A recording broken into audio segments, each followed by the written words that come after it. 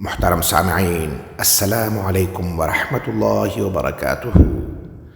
لاکھوں درود اس پاک نبی پر جن کے صدقے ہم ان کی امت میں شامل ہیں۔ اس کے بعد نئے سپہ سالار یعنی حضرت ابو عبیدہ رضی اللہ تعالیٰ عنہ کی زیر قیادت سلطنت روم کے خلاف مسلسل پیش قدمی اور فتوحات کا یہ سلسلہ جاری رہا، حتیٰ کہ سن 15 ہجری میں انہی کی سپہ سالاری میں دمشق فتح ہوا اور پھر فتح بیت المقدس کا انتہائی یادگار اور عظیم الشان واقعہ پیش آیا۔ اس یادگار اور تاریخی موقع پر جب رومیوں کے ساتھ ایک معاہدے کے نتیجے میں رومیوں کی طرف سے بیت المقدس کی چابی اب مسلمانوں کے حوالے کی جانی تھی، تب خلیفہ دوم حضرت عمر رضی اللہ تعالیٰ عنہ نے مدینہ میں حضرت علی رضی اللہ تعالیٰ عنہ کو اپنا نائب مقرر فرمایا تھا اور خود مدینہ سے طویل سفر طے کرتے ہوئے بیت المقدس پہنچے تھے۔ اس وقت حضرت ابو عبیدہ رضی اللہ تعالیٰ عنہ تمام اسلامی لشکر کے سپہ سالار اعلیٰ تھے، بلکہ ان دنوں انہیں امیر الامراء کے لقب سے بھی یاد کیا جاتا تھا، کیونکہ مختلف علاقوں میں بڑی تعداد میں موجود اسلامی لشکروں کے سپہ سالار انہی کی زیر نگرانی فرائض انجام دے رہے تھے۔ نیز یہ کہ سلطنت روم کے اس قدر وسیع و عریض مفتوحہ علاقوں میں انہی کا حکم چل رہا تھا۔ رومیوں کے چھوڑے ہوئے تمام خزانے انہی کے قدموں میں تھے، لیکن اس کے باوجود خلیفہ وقت امیر المؤمنین حضرت عمر بن خطاب رضی اللہ تعالیٰ عنہ جب مدینہ منورہ سے بیت المقدس تشریف لائے اور وہاں انہوں نے اپنی طرف سے مقرر فرمودہ سپہ سالار اعلیٰ حضرت ابو عبیدہ بن جراح کا اس قدر سیدھا سادہ طرز زندگی دیکھا تو بہت زیادہ متاثر ہوئے اور انہیں مخاطب کرتے ہوئے بے ساختہ یہ الفاظ کہے،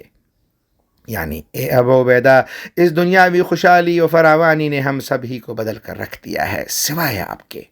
خلیفہ دوم امیر المؤمنین حضرت عمر بن خطاب تو پہلے ہی اپنے پرانے ساتھی ابو عبیدہ کی شخصیت سے بہت زیادہ متاثر تھے،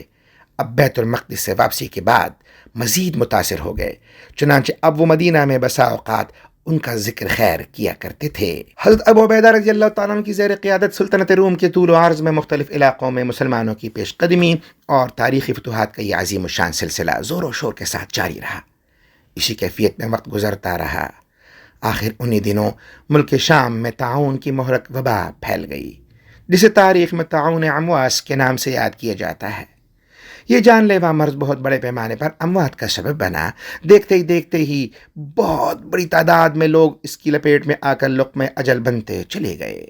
انہی دنوں ایک روز اچانک حضرت ابو عبیدہ رضی اللہ تعالیٰ عنہ کو خلیفہ وقت حضرت عمر بن خطاب رضی اللہ تعالیٰ عنہ کی طرف سے خط موصول ہوا، جس میں نہایت سختی کے ساتھ یہ تاکید کی گئی تھی کہ آپ فوراً جلد از جلد میرے ساتھ یہاں مدینہ چلے آئیے، کیونکہ ایک بہت ہی ضروری معاملے میں آپ سے فوری مشورہ کرنا چاہتا ہوں۔ نیز اس خط میں یہ بھی لکھا تھا کہ میرا یہ خط آپ کو اگر صبح کے وقت موصول ہو تو شام سے پہلے روانہ ہو جائیے، اور اگر شام کے وقت موصول ہو تو صبح سے پہلے روانہ ہو جائیے۔ حضرت عمر بن خطاب رضی اللہ تعالیٰ عنہ کی طرف سے تحریر کردہ اس خط کا مضمون پڑھتے ہی فوری طور پر حضرت ابو عبیدہ رضی اللہ تعالیٰ عنہ سمجھ گئے کہ نہ ہی کوئی ضروری کام درپیش ہے اور نہ کسی اہم معاملے میں کوئی مشاورت مقصود ہے، بلکہ بات یہ ہے کہ حضرت عمر رضی اللہ تعالیٰ عنہ مجھے اس مہلک طاعون سے بچانا چاہتے ہیں۔ چنانچہ فوری طور پر جواب تحریر کیا کہ اے امیر المؤمنین، آپ کا حکم سر آنکھوں پر، لیکن آپ سے میری یہ گزارش ہے کہ مجھے میرے ساتھیوں اور سپاہیوں کے ساتھ یہیں رہنے کی اجازت دی جائے، میرا جینا مرنا انہی کے ساتھ ہے، باقی اللہ کی مرضی۔ مدینہ میں جب حضرت عمر رضی اللہ تعالیٰ عنہ کو حضرت ابو عبیدہ رضی اللہ تعالیٰ عنہ کی طرف سے تحریر کردہ یہ مکتوب موصول ہوا تو اسے پڑھ کر آپ بے ساختہ رونے لگے۔ یہ منظر دیکھ کر دیگر صحابہ کرام پریشان ہو گئے اور حضرت عمر کی یہ کیفیت دیکھ کر وہ سمجھے کہ شاید اس خط میں حضرت ابو عبیدہ رضی اللہ تعالیٰ عنہ کے انتقال کی خبر ہے، چنانچہ انہوں نے دریافت کیا کہ کیا ابو عبیدہ کا انتقال ہو گیا ہے۔ اس پر حضرت عمر رضی اللہ تعالیٰ عنہ نے جواب دیا کہ انتقال تو نہیں ہوا، البتہ اب آثار کچھ ایسے ہی ہیں۔ اس کے بعد مختصر عرصہ ہی گزرا تھا کہ حضرت ابو عبیدہ رضی اللہ تعالیٰ عنہ طاعون کی لپیٹ میں آ گئے۔ چند دن موت و زیست کی کشمکش میں مبتلا رہنے کے بعد بیت المقدس کے قریب بیسان نامی بستی میں سن 18 ہجری میں 58 سال کی عمر میں امین الامہ حضرت ابو عبیدہ رضی اللہ تعالیٰ عنہ اپنے خالق حقیقی سے جا ملے۔ اللہ تعالی جنت الفردوس ان کے درجات بلند فرمائیں۔ اقول قولی استغفر اللہ لی ولکم ولسائر المسلمین۔ چینل کو سپورٹ دیں، لائک کریں، سبسکرائب کر دیں اور بیل آئیکن کو پریس کر دیں۔ شکریہ۔